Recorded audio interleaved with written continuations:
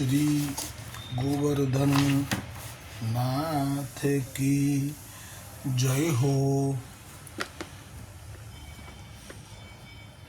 श्री गोकुलनाथ जी विरचित श्री हरिराय जी महाप्रभु जी प्रणीत 84 वैष्णवन की वार्ता क्रमांक 83 जो अधूरो હતો कुंभनदास जी को सो आगे सो कल जो टोंडका गना को प्रसंग आयो હતો। सदु पांडे के घर जो भैंसा हती सो वा ऊपर चढ़ी के पधारे है। तब श्री गोवर्धन नाथ जी के वचन सुनी के श्री स्वामिनी जी आपू वा भैंसा की ओर देखी के कृपा करी के कहे, जो यह तो मेरे बाग की मालिन है, सो मेरी अवज्ञाते भैंसा भई, परंतु आज याने भली सेवा करी। तो पुष्टि मार्ग કેટલો કૃપા સભર છે કે સ્વામિનીજીના લીલા સંબંધી જીવને સ્વામિનીજી ક્યારે પણ ભૂલતા પણ નથી અને છોડતા પણ નથી। આવો જ સ્વભાવ શ્રી ઠાકોરજીનો છે। ઠાકોરજીને કંઈ કારણથી અપ્રસન્નતા થઈ હોય લીલામાં અને આપના અપ્રસન્ન થવા માત્રથી જ જીવ પડ્યો હોય તો તે જીવનો પણ ઉદ્ધાર આપ જ પોતે નીચે શ્રી ગુસાઈજી પ્રભુ તરીકે દ્વિજ કુલમાં પ્રગટ થઈ અને ઉદ્ધાર કરેલો છે એવા પ્રસંગો છે। અને આવા કૃપાથી ભરેલા માર્ગમાં પડવાનું કારણ જે દર્શન કરાવવામાં આવે છે, જેમ કે ગઈકાલે શ્રી ગોકુલનાથજીએ દર્શન કરાવેલું કે સ્વામિનીજીની અવહેલના, તો એ સાચું નહીં માની લેવું કે ખાલી અવહેલનાથી જ આ ગતિ થઈ। કારણ કે આ પહેલાં પણ ઘણા અપરાધો થઈ ચૂક્યા હોય, પણ આપનો સ્વભાવ એટલો કરુણાશીલ હોય છે ઠાકોરજીનો અને સ્વામિનીજીનો કે આ વારંવાર સહન કરે છે અને પછી એ જીવને અપરાધોથી બચાવવા માટે થઈ અને આવી રીતે ગતિ એમની નીચી કરી દે છે, જેથી એમને તાપ થાય અને શુદ્ધ થાય અને વળી પાછા લીલામાં પાત્રતા એમને પ્રાપ્ત થઈ જાય। તો એક દાખલો મર્યાદા માર્ગના જ આ વિષ્ણુ ભગવાનના જ આ જે પાર્ષદ છે જય અને વિજય, કે જેમને સનકાદીઓ જ્યારે આવ્યા, સનકાદીઓની ઉંમર તો 5 વર્ષની જ હોય એવા દેખાય, પણ જન્મો એમના હજારો હતા, મીન્સ કે હજારો વર્ષનું આયુષ્ય હતું। અને એમને જ્યારે જાણી જોઈને જ ભગવાન વિષ્ણુએ એ જ્યાં તપ કરી રહ્યા હતા ત્યાં જ એમને આપના તુલસીની ગંધને મોકલી। એટલે એ તુલસીની ગંધ આ લોકો તો સામર્થ્યવાન હતા, એટલે એમનું તપ છૂટી ગયું, સમાધિ તૂટી ગઈ અને એ તુલસીજીની ગંધ વૈકુંઠથી આવી એ પણ તપોબળને પરિણામે જાણી લીધું અને એ ચાલ્યા। અને 7 દ્વાર હોય એમાં 6 દ્વાર તો એમને કોઈએ રોક્યા નહીં, પણ 7મા દ્વારે આ જય વિજય રોક્યા। અને તે વખતે આ લોકોએ શ્રાપ આપ્યો કે તમે બ્રાહ્મણોની અવહેલના કરો છો તો તમે ભગવાન વિષ્ણુના દ્વારપાલ થવાને લાયક નથી રહ્યા। અને પછી જે શ્રાપ આપીને જે કોલાહલ થયો અને જે ભગવાન વિષ્ણુ બહાર આવ્યા અને જે ભગવાન વિષ્ણુએ પછી કહ્યું કે તમે શ્રાપ આપ્યો તે ભલું કર્યું, કારણ કે બ્રાહ્મણોને અમે પણ માન આપીએ છીએ એમ કરી। અને જે સંકોચ હતો સનકાદીઓનો કે અમારે કારણે એમના દ્વારપાલોને હવે પડવું પડશે રાક્ષસ યોનિમાં, એ દૂર કર્યો। એ વખતે ભગવાન વિષ્ણુએ આ કારણ પ્રગટ કર્યું, જેમ કે આ સ્વામિનીજીએ જે શ્રાપ આપ્યો હશે આ માલણને, આ એક અપરાધનું ફળ નહીં હોય, આની પહેલાં પણ એવા અનેક અવહેલનાઓના ભંડાર ભર્યા હશે, પણ આ કોઈ દિવસ જતાવવામાં નથી આવતું। એવા જ પુષ્ટિ માર્ગની આ એક વિશિષ્ટતા છે। જેમ અત્યારે ભગવાન વિષ્ણુએ કહ્યું કે આ તો 2 જણા પહેલેથી પડી ચૂકેલા હતા, સનકાદીઓના મનમાં જે ક્ષોભ થવો કે અમે વૈકુંઠમાં આવીને આ પરાક્રમ કર્યું, અમારા તપનો અમે આ ઉપયોગ કર્યો, કે એમના જ પાર્ષદોને અમે રાક્ષસ કરી દીધા 3 જન્મ માટે. ત્યારે ભગવાન વિષ્ણુએ સનકાદિઓનો ક્ષોભ દૂર કરવા માટે કહ્યું કે આ 2 જણાનો તો પતન નિશ્ચિત હતું. ત્યારે પૂછ્યું કે એવું કેમ કહો છો આપ? ત્યારે કહ્યું કે આ બંને જણા જ્યારે લક્ષ્મીજી મારી સેવામાં હતા, આ 2 જણા મારી સેવામાં હતા, લક્ષ્મીજી આવ્યા તો લક્ષ્મીજીને દ્વાર પાસે રોકી લીધેલા. ત્યારે લક્ષ્મીજીએ જ શ્રાપ આપી લીધેલો કે મને તમે રોકો છો, જાઓ પડો. એ વખતનો શ્રાપ એ ટકાવી રાખ્યો હતો. અને આ સિવાય જે બીજા એક પુરાણમાં વર્ણન છે એમાં તો આ જય વિજયે તો એવું પણ ઈચ્છ્યું હતું કે એ આ જે મુક્તિ છે ને એ સાલોક્ય મુક્તિ કહી શકાય, એટલે કે એમના મંદિરમાં વાસ કરવાનો ભાવ વૈકુંઠમાં. તો એ મુક્તિમાં એમને સતત જ ભગવાન વિષ્ણુ ચતુર્ભુજ, તો પોતે પણ ચતુર્ભુજ જ છે. ભગવાન વિષ્ણુને જેટલું સામર્થ્ય એટલું પોતાનામાં પણ સામર્થ્ય છે, કારણ કે આ ભગવાનનો સ્વભાવ છે એવો. હવે એમાં એમને ભગવાનની પત્ની લક્ષ્મી, તો આ અમારે લક્ષ્મી કેમ નહીં, આવો પણ એક કુવિચાર એમના બેયના મનમાં આવેલો. અને તે કારણથી પણ એમનું પતન થયેલું. આ 3 કારણો છે, એટલે હજી તો અનેક હશે, તો કોઈ કારણો બહાર નથી આવતા. એટલે ક્યારે એવું ન વિચારવું કે સ્વામિનીજીએ એ માલણને ખવડાવતી હોય પોતાના બાળકને, આમાં ખવડાવતી શબ્દ વાપર્યું છે. એટલે ગઈકાલે મેં જે સ્તનપાન કીધું એ ક્ષમા કરજો, કંઈક આરોગ આવી રહેલી હોય, થોડોક બાળક મોટો પણ હોય 7-8 વર્ષનો, એવું પણ માનવું. તો એટલા કારણથી કે સ્વામિનીજી આવા કૃપાસભર સ્વભાવથી જેમનું મન છે, એવા સ્વામિનીજી શા માટે એને ભેંસ થવા માટે કે, તો આવા અનેક કારણોથી ભરાઈ જાય છે. ત્યારે જ એમને શુદ્ધ થવા માટે લીલામાં પાછા અંગીકાર. તો કેવી કૃપા! આપ જ અત્યારે કહી રહ્યા છે કે આ મારી માલણ છે, એટલે મારાપણું, મારો જીવ એ તો ક્યારેય છૂટતું નથી, એવી કૃપા. અને ગઈકાલે જે ટોંડકા ઘનામાં જે કંકોડાનું શાક જે નાગા સંપ્રદાયના ચતુરા નાગા મહંત લેવડાવે છે, એ પ્રસંગ સ્કીપ કરવો એ કદાચ શ્રી ગોકુલનાથજી આ વર્ણન કર્યું હશે એમાં તો જરૂર હશે, પણ કોઈ વૈષ્ણવનો ભાવ નહીં સહન થઈ શક્યો હોય. એટલે મેં કાલે પ્રસંગ પણ રજૂ કર્યો હતો કે જે મહાપ્રભુજી વલ્ભાચાર્યજીની સન્મુખમાં કોઈ બિહાર પાસે કે બિહારમાં જ હજારો નાગા સંપ્રદાયના સાધુઓએ આવી અને સેવક થયાનું અંદર વર્ણન છે.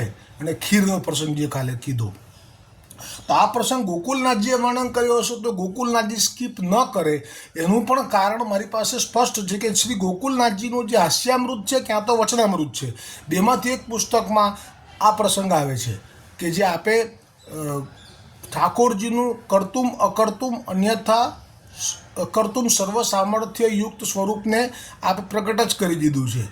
એ તો એટલો ક્ષોભ પમાડે એવો છે વૈષ્ણવોને કે જીરવી પણ ના શકાય વૈષ્ણવોથી. છતાં પણ શ્રી ગોકુલનાથજીએ તો ખાસ એ પ્રસંગને લીવડાયો છે. કેમ કે ઠાકોરજી એ ગોપીજનોના પ્રાણવલ્લભ છે, એટલે કે ગોપીજનોને સેવ્ય તો ફક્ત વ્રજના ઠાકોરજી છે, બીજા કોઈ વિષ્ણુ ભગવાન, રામચંદ્ર, નર નારાયણ કે અવતારો જેટલા થયા બધામાંથી એકેય નહીં. આ વાત તો સિદ્ધ થઈ ચૂકી.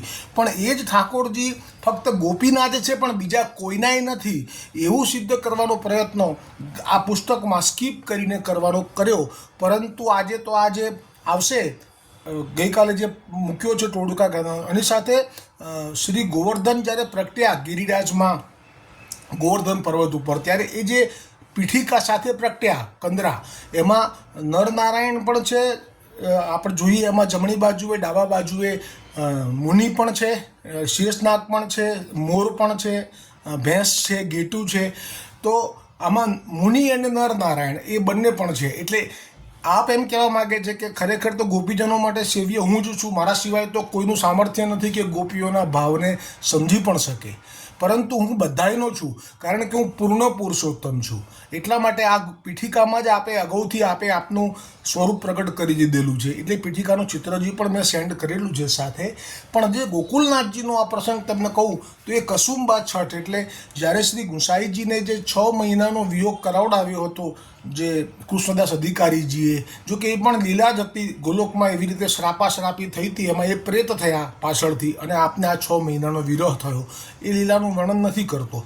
પણ કસુંબા છઠ આવી અને એ પછી જે પરંપરા થઈ કે લાલ વસ્ત્રો જ ઠાકોરજીને દિવસે આવે. હવે એવી જ રીતે કસુંબા છઠ ઉજવવાનો એક દિવસ નક્કી થયેલો હોય, જે એ આવ્યો, એના માટે ઠાકોરજીના લાલ વસ્ત્રોની તૈયારી થવા લાગી. એમાં ઠાકોરજીની જે પાગ હોય એ લાલ રંગની હોય. એ લાલ રંગની સિદ્ધ કરાવડાવવા માટે આપે આજ્ઞા કરી હતી. જે જગ્યાએ જે માણસ પાસે એ મ્લેચ્છ હતો, મુસલમાન કારીગર હતા, કે જે લોકો સરસ પરંપરાથી આ કાર્યમાં કુશળ હતા, અને એક ઓર્ડર અપાઈ ગયો હતો, આજ્ઞા થઈ ગઈ હતી કે અમારે આ દિવસ પહેલાં, અમુક દિવસ 5-7 દિવસ પહેલાં જ અમારે તો આ પાગ જોઈએ. હવે એ તૈયાર થઈ ગઈ હશે. હવે એક વૈષ્ણવ હતા, તે શ્રી ગુસાઈજીની સન્મુખ બેઠેલા હતા. એમને શ્રી ગુસાઈજીએ આજ્ઞા કરી દીધી કે તમે પેલી લાલ પાગ પેલા જગ્યાએ જઈ અને લઈ આવો. હવે જ્યારે ગયો લેવા, અને એ જ વખતે એ પાગનું જ કામ ચાલતું હતું, પણ એ કામ કેવી રીતે કરતો હતો એ જોઈને તો વૈષ્ણવને બહુ જ ખેદ થયો. કેમ કે ગોવર્ધનનાથજીની પાગને પેલો મ્લેચ્છ એ રંગ જે હોય લાલ કલરનો, એ પોતાના મુખમાં એનો કોગળો ભરે અને પછી એની પિચકારી મારે. આ રીતે એની રીત હતી રંગવાની. પાગને રંગવાની વર્ષો જૂની રીત પ્રમાણે એ પોતાના મુખમાં ભરીને, હવે આ મ્લેચ્છના મુખમાં જાય રંગ. હવે એ પાગ શ્રીનાથજીને ચડી શકે? ખરેખર તો એ વૈષ્ણવ જગ્યાએ આપણે હોય તો આપણી શું દશા થાય? કોઈ એવું નથી કહેતો કે ચુસ્ત વૈષ્ણવ હતો, કોઈ પણ વૈષ્ણવ આ ના સહન કરી શકે, કારણ કે એ લોકો જે તે ખાતા હોય છે ને. આખી દુનિયા જાણે છે કે લોકો એની ઉપર જ જીવન જીવતા હોય છે. હવે એના મુખમાંથી મારેલી પિચકારીની પાગ હું લઈ જાઉં?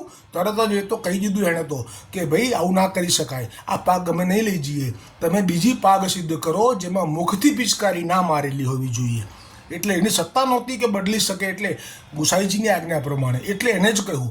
અને પેલા એ પાગ બાજુમાં મૂકી દીધી જે તૈયાર થઈ હતી એ, અને જે બીજી રીતે એણે જે બીજો રસ્તો હોય, વિકલ્પ હોય, એ પ્રમાણે પાગ સિદ્ધ કરી લાલ કલરની, અને લઈને પેલો આવ્યો અને ગુસાઈજીને ભંડારમાં ધરી દીધી. અને જ્યાં માપ બરાબર છે કે નહીં એ જોવા માટે થઈ અને ત્યાં ભંડારીએ અથવા તો મુખિયાજીએ શ્રી ગોવર્ધનનાથજીના મસ્તક ઉપર ધરાઈ. એ જ વખતે શ્રી ગોવર્ધનનાથજીએ કહી દીધું કે આ પાગ હું કસુંબા છઠને દિવસે ધારણ નહીં કરું, આ મને જે કાયમ મળે છે એવી પાગ નથી. અને આ ફરિયાદ શ્રી ગુસાઈજી પાસે આવી. શ્રી ગુસાઈજીએ શ્રી ગોવર્ધનનાથજીના ગાલ ઉપર હસ્ત ફેરવીને કીધું, બાવા શું વાત છે? ત્યારે તો આ તો બધું જાણે છે, એટલે તણકી જાણે મણકી જાણે, તરત કહી દીધું કે આ વૈષ્ણવે આવી રીતે કર્યું છે. અને વૈષ્ણવ ઉપર ગુસાઈજી તો ખીજ્યા કે આવું ના કરાય, જાઓ પાછા અને પેલી જ પાગ લઈ આવો જે પહેલી રીતથી એમણે સિદ્ધ કરી હતી. અને ખરેખર એ જ જ્યારે પાગ આવી જે મુખથી કરેલી, અને એ જ અંગીકાર કરી, ત્યારે અહીંયા શ્રી ગોકુલનાથજી જો આ પ્રસંગને વર્ણન કરી અને ઠાકોરજીનું કરતું અન્યથા કરતું સર્વ સામર્થ્ય યુક્ત સ્વરૂપને પ્રગટ કરતા એનો કોઈ સંકોચ ન થતો હોય, તો શા માટે વાર્તા પ્રસંગમાં ટોંડકા ગનામાં મહંત જે હતા નાગા સંપ્રદાયના ચતુરા નાગા, એમના હસ્તે સિદ્ધ કરેલું કંકોડાનું શાક સ્કીપ કરે? એટલે આ વૈષ્ણવનો ભાવ છે એ મિથ્યા છે. હવે જે ભાવ પ્રકાશ છે આ જે પ્રસંગનો ટોડકા ગનાનો, એના વિશે શ્રી હરિરાયજી મહાપ્રભુજી વર્ણન કરે છે. જો યહાં કાંટા બહોત હતે તો શ્રી સ્વાमिनीजी वहाँ कैसे पधारे, यह शंका होय तहाँ कहत है, जो ये ब्रज में वृक्ष परम स्वरूपात्मक है, सो जहाँ जैसी इच्छा होय सो तहाँ तैसी कुंज लता फल फूल होई जात है, सो कबहु सकल कांटा तो यह लौकिक लोगन को दिसत है, सो तहाँ कुंज में सब व्रज भक्त सहित श्री ठाकुर जी आप लीला करत है, सो तहाँ गोपन को और मर्यादा वारेन को यह कांटा की आड़ होते हैं. એટલે કે દૈવી જીવોને એ કાંટા નડી શકતા નથી, એમના માટે કોઈ બાધા કરી શકતા નથી. सो ब्रज में भक्त सदा सेवा में तत्पर रहते हैं, सो तासो संदेह नहीं है. और श्री गोवर्धन नाथ जी भैंसा ऊपर चढ़ी के टोड़ के घना में पधारे, तो ता समय 4 वैष्णव संघ हते, सो मार्ग में ब्रजवासी लोग बहुत मिलते, सो श्री गोवर्धन नाथ जी को देखे नहीं। હવે આ જે છે ને એ એવો સંદેહ થાય ને કોઈ વૈષ્ણવને કે ગોવર્ધનનાથજી કે જેમના દર્શન તો દુર્લભ છે, એ ભેંસા ઉપર જ્યારે આવ્યા હોય તો રસ્તામાં બધાને તો દર્શન થયા હશે કે નહીં થયા હોય, આ એનો ભાવ પ્રકાશ કર્યો કે 4 જણા સિવાય બીજા બધાને ખાલી ભેંસ જ દેખાતી હતી, ઉપર બિરાજેલા શ્રી ગોવર્ધનનાથજીના દર્શન નથી થઈ શક્યા। सो मार्ग में ब्रजवासी लोग बहुत मिलते, सो श्री गोवर्धन नाथ जी को देखे नाही। जाने जो भैंसा लिए 4 जन जात है, सो कांटा न होए तो सगरे ब्रजवासी तहाँ आवे। या प्रकार केवल ब्रज भक्तन को सुख देनार्थ श्री ठाकुर जी की लीला रस है। सो लौकिक में डरी के छिपी के पदार्नो, सो यह रस है। ईश्वरता को भाव नाही विचारनो है। ईश्वरता में कहे तो भजनो कहाँ, એટલે બહુ ઈશ્વરતાનો ભાવ, ઐશ્વર્યનો ભાવ ને બહુ પછી જો સામર્થ્યવાન જ છે ને ભગવાન, તો એવો જો બહુ ભાવ કરવા લાગી જાય તો પછી એ રસ જતો રહે, જે રસ ભક્તિમાં છે, પુષ્ટિ માર્ગમાં છે। જેમ કે પેલી ડોકરીને વાત્સલ્ય ભાવ હતો, એ યશોદાજીની સખી હતી લીલામાં, અને જેવો યશોદાજી ઠાકોરજીને લાલ લડાવતા અને ઠાકોરજી જ્યારે ડરી જતા કોઈ મિયાઉથી બ્યાઉથી તો દોડીને યશોદાજીને વળગી પડતા, અને યશોદાજી કહેતા કે ચિંતા ના કરીશ, હું લાલા હું ભગાડી દઉં છું હમણે મિયાઉને, મુસાઉને, ઉંદરને, બિલાડીને। તો આવું જોઈને એ યશોદાજીની સખીને પણ થયું કે મને આવું સુખ ક્યારે મળે, અને પ્રભુ તો કલ્પવૃક્ષ છે, એ સુખ આપ્યું અને એનો ભૂતલ પર જન્મ થયો। મહાપ્રભુ શ્રી ગુસાઈજીએ એનો અંગીકાર કર્યો અને ઠાકોરજી પધરાઈ આપ્યા। એ ઠાકોરજીએ તો સર્વોદ્ધારક સ્વરૂપ હતું, એમાંથી હવે તો ભક્તોદ્ધારક સ્વરૂપે પ્રગટ થવા લાગ્યા અને એને માં કરી, અને જેવો લાડ યશોદાજીને લડાવતા એવો જ લડાવવા લાગ્યા। અને એ પછી જો આ બિલાડી, એના 2 બિલાડાઓ એના ડોશીના પલંગ નીચે સંતાઈ ગયા અને એ રાત્રે જ લડવાનું શરૂ કર્યું, અને એ વખતે આ ઠાકોરજીને સ્વરૂપને પુષ્ટાવેલું પોતાની સાથે લઈને સૂતી, એવો એનો ભાવ વાત્સલ્ય હતો, એટલે યશોદાની સખી હતી ને નંદાલયમાં, તો એ ભાવપ્રમાણે સાથે લઈને સૂતી। અને જ્યાં નીચે સખત બિલાડાઓના લડવાનો અવાજ વધતો ગયો, એમ ઠાકોરજી તો એ વખતે પ્રગટ થઈ પુષ્ટ સ્વરૂપમાંથી 7 વર્ષના, અને ઠાકોરજી આ ડોકરીને ગળે બાજતા ગયા, ચોંટતા ગયા। એમ પેલી ડોકરી કહેતી ગઈ કે ચિંતા ના કરીશ, હું લાલા હું ભગાડી દઈશ, પણ એ ભગાડી ના શકે, કારણ કે એમને એકલા મૂકે પથારીમાં એવું એમનાથી ન થઈ શક્યું। એટલો સુંદર વાત્સલ્ય ભાવ, પણ કેટલી ક્ષણમાં જતો રહ્યો એ પ્રસંગ વાત્સલ્ય ભાવનો, કે એટલું જ કીધું। પછી તો બહુ ચોંટ્યા, 3 વખત 4 વખત જેમ જેમ અવાજ થયો એમ વધારે ને વધારે સોળમાં આવતા ગયા ઠાકોરજી। પછી ડોકરીને શી ખબર શું ભાવ આવ્યો, અને એમ બોલી ઉઠ્યા કે લાલા તું તે તો પૂતનાને મારેલી છે, બકાસુરને મારેલો છે, તો અત્યારે તો આટલો બધો બીહે છે, આટલું જ બોલ્યા। અને ઠાકોરજી કીધું કે જા અંતર ધ્યાન થયા, એટલે કે એ સ્વરૂપાત્મક જે પુષ્ટિ માર્ગનું પુષ્ટ કરેલું સ્વરૂપ હતું એ જ રહ્યું। હવે અનુભાવ બંધ થઈ ગયો, એમાંથી પ્રગટ થવાનું બંધ થઈ ગયું, માં કહેવાનું બંધ થઈ ગયું, અને વાતો કરવાની એ બંધ થઈ ગઈ। હવે તો સવાર થાય મંગળા કરે, સાંજ થાય શયન કરાવે, જે ક્રમ છે એ જ રહ્યો, અને 6 મહિના સુધી નથી બોલ્યા। એટલે અહીંયા હરિરાયજી મહાપ્રભુજીએ ચેતવ્યા કે સો યહ રસ હે, છુપાઈને જવું, થોડું હેરાન થવું, થોડી તકલીફ પડવી, આને કોઈ દિવસ ગણકારવાનું નહીં। ઈશ્વરતા કો ભાવ નાહી વિચારનો હે, ઈશ્વરતા મેં કહે તો ભજનો કહા। પછી તો રહ્યું શું, અહમ બ્રહ્માસ્મિ થઈ જાય। ડર જहाँ माधुर्य रस में है, सो प्रेम सो ईश्वरता में डर नहीं है। या प्रकार रसिक जन नेत्रन सो जो देखत है, सो तिनको आनंद उपजत है। આવો સુંદર પ્રસંગ બીજો, જ્યારે સુરદાસજી અને તુલસીદાસજી એ ભેગા થઈ ગયા, અને બંને પાસે પોતપોતાના સ્વરૂપો હતા।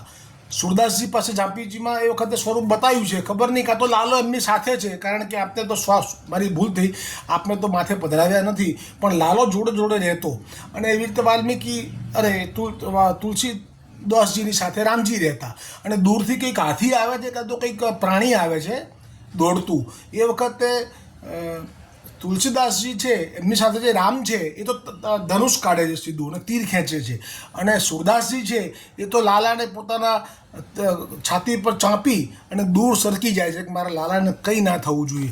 આ ભાવની અંદર ફરક બતાવ્યો છે એ પ્રસંગમાં। અને सो ज्ञान नेत्रण अलौकिक नेत्रण सो लीला रस को अनुभव होत है। सो जब श्री स्वामिनी जी बरसा ने पधारे तब चारों भगवदियन को श्री गोवर्धन नाथ जी ने अपने पास बुलाए। भाव प्रकाश। सो तहाँ यह संदेह हुई जो यह भगवदीय तो अंतरंग है, सो जब लीला को अनुभव है तो फिर श्री गोवर्धन नाथ जी इनको न्यारे ओट में क्यों विदा किए। तहाँ कहते हैं ये भगवदीय यद्यपि सखी रूप सो लीला को दर्शन करत है तो श्री स्वामिनी जी को अपने हस्त सो हास्य विनोद करत आरो गावनो है। सो पास सखी होय तो लज्जा संकोच रहे। सो ताही सो निकुंज में जब दो स्वरूप लीला करत है तब सखी सब जालंध्र वह के लतान की ओट लीला को सुख अवलोकन करत है। सो तासो श्री गोवर्धन नाथ जी ने ભગવદીયન કો નેક ઓટ મેં બેઠાઈ હતી, એટલે કે જ્યારે આપણે શીરાનો ભોગ આરોગ્ય એવું વર્ણન આવ્યું ને એ વખતે શા માટે ચારેય જણાને દૂર જવાનું કહી દીધું હતું ગોવર્ધનનાથજીએ, એનો ભાવ પ્રકાશ કર્યો। આગળનો પ્રસંગ આવતીકાલે આવશે। શ્રી વલ્લભાધીશ કી જય હો, ગોવર્ધનનાથ કી જય હો।